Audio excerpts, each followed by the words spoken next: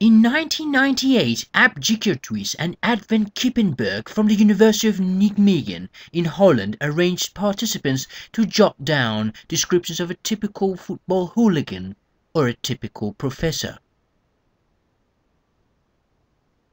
They were then asked a series of general knowledge questions. Surprisingly, those who spent time thinking about a typical football hooligan achieved a mark of 46%, while those who spent time thinking about a typical professor achieved a score of 60%. Peanuts! Jane Foster from the International University of Bremen, Germany, got participants to jot down about the behavior, lifestyle and appearances of a typical punk, who was generally thought to be anarchic and radical, or a typical engineer, who was generally conservative and logical.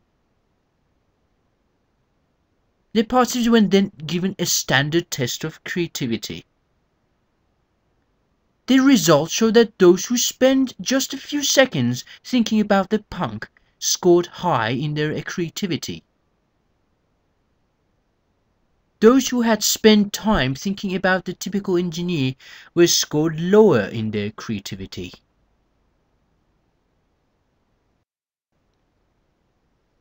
So what if we think of specific geniuses? Priming was also performed with specific well-known geniuses of high caliber.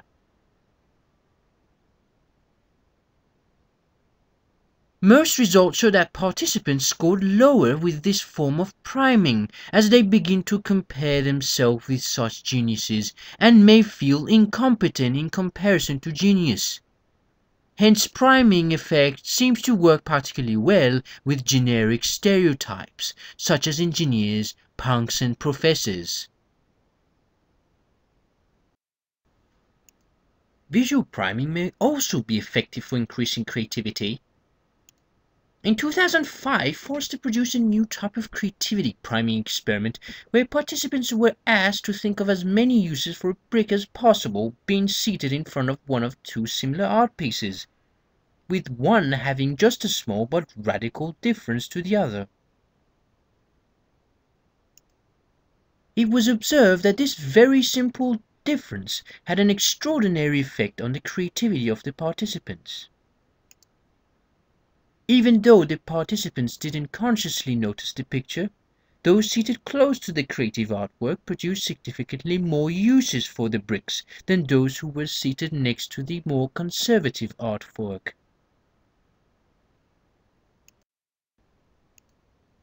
So what should you do next time you want to feel more creative? Look at some wacky pictures. Think of a wacky professor, or just act plain wacky. Have a wacky wisdom day.